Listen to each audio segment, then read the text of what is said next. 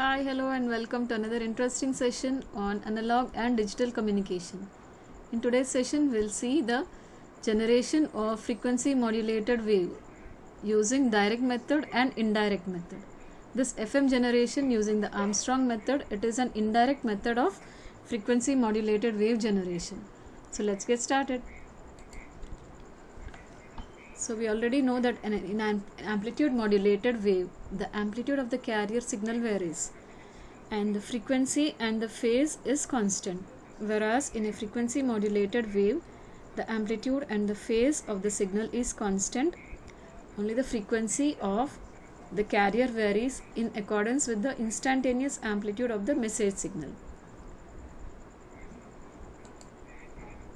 So these are the two types of frequency modulation. One is narrowband frequency modulation. The second one is the wideband frequency modulation. Under wideband frequency modulation, we have two methods. One is the direct method of FM generation and the indirect method of FM generation. So this is the block diagram of the narrowband FM generation or FM modulation. We can see an integrator, a product modulator, minus 90 degrees phase shifter, a block which multiplies with 2 pi kf. Then we have the summation block which subtracts both of these two signals to give the final output as the narrow band FM wave. We also have a minus 90 degrees phase shifter here. So initially the message signal is passed through an integrator. So at the output of the integrator, we get an integrated version of the message signal. Here we have the AC cos 2 pi FCT, which is the carrier signal. This carrier signal is passed through a minus 90 degrees phase shifter to get a 90 degrees phase shift. So if you are giving AC cos 2 pi FCT, here at the output of the 90 degrees phase shifter, we get AC sin 2 pi FCT. So both of these two signals are passed through a product modulator. So this product modulator, it is simply a multiplier which multiplies both of these two signals. So at the output of the product modulator, we get the product of the integrated version of the message signal and the 90 degree phase shifted carrier signal. So this signal is passed through a block which multiplies the incoming signal with a component of 2 pi into kf. Then this is passed through a summation block. The other input to the summation block is AC cos 2 pi FCT. As you can see, this is a minus sign and here we have a plus symbol. So both of these two signals are subtracted to get the frequency modulated wave S of t, which is the required narrow band FM signal. Next we'll see the direct method of FM generation. So here this method is called as direct method because in this method the wideband FM wave is generated directly. So if you see the block diagram, we only have a single block here, which is a voltage controlled oscillator. This voltage controlled oscillator, it produces an output signal whose frequency is directly proportional to the input signal voltage. So which is a wideband FM wave. So this is similar to the definition of an FM wave. The modulating signal or the message signal M of t is applied as an input to the voltage controlled oscillator. The voltage controlled oscillator produces an output which is the required wideband FM. So here Fi is the instantaneous frequency of the wideband FM wave, which is directly proportional to the incoming message signal, that is M of t. Here Fi is also equal to Fc plus Kf into M of t. Here Kf is the frequency sensitivity of the FM signal.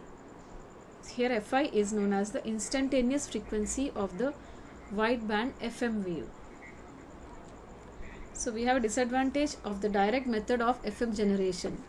This direct method cannot be used for the broadcast applications like radio or TV. So another alternative is to use the indirect method, which is known as the Armstrong method of FM generation. So next we'll see the Armstrong method of FM generation.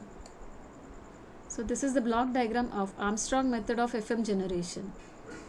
We have so many blocks here, starting with the crystal oscillator, a buffer amplifier, 90 degree phase shifter, combining network, balanced modulator, audio equalizer, group of multipliers, mixer, crystal oscillator, another set of multipliers, and a Class C power amplifier. Finally, the wave is transmitted to the transmitting antenna. So this part is the phase modulator. You can see the dotted lines here. So all of these blocks together we call it as the phase modulator. So crystal oscillator is used to generate a carrier signal. So a carrier signal we denote it as AC cos omega CT. This is passed through a buffer amplifier and it is given as input to the combining network.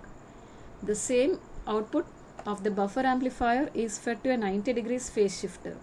So after 90 degrees phase shift, suppose if we give AC cos omega CT at the input of the 90 degrees phase shifter, at the output we get AC sin omega CT. We have the message signal or the modulating signal here, which is passed through a audio equalizer. So at the output of the audio equalizer, we get the equalized modulating signal. So these are the two inputs to the balanced modulator.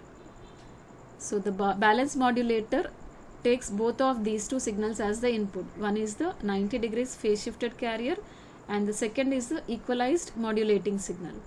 So both of these two are given as inputs to the balanced modulator, and at the output of the balanced modulator we get only the side bands, because a balanced modulator suppresses the carrier and gives the side bands which are the upper and lower side bands. So these side bands are passed through a combining network. The other input to this combining network is the carrier signal, which is AC cos omega CT. So the combining network, it combines both of these two signals to generate the FM wave.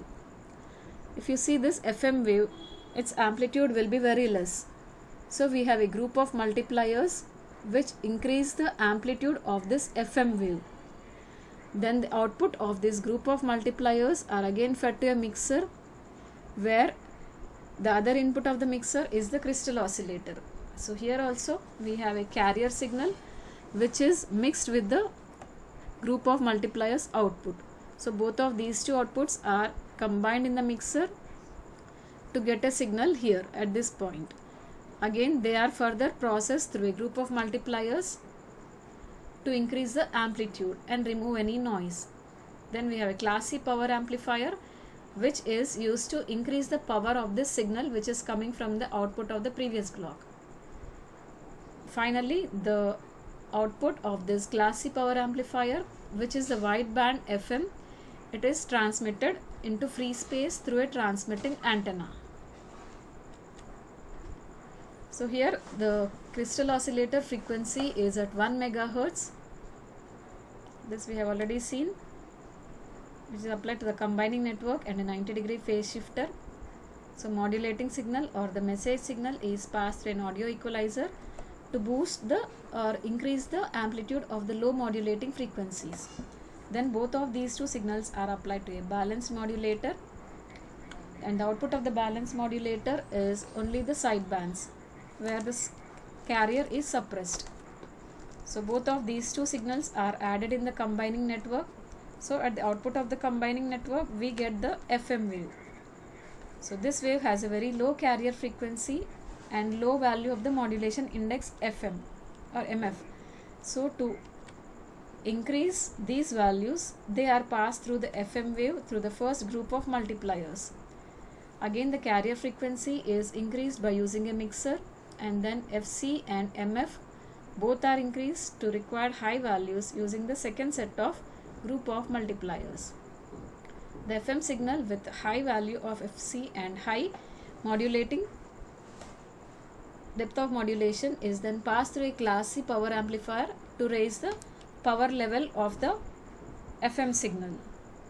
So this is how the wideband FM by using the Armstrong method is generated, which is a very good approximation compared to the earlier methods, that is the direct method of FM generation. So that's it for today's session. Thank you.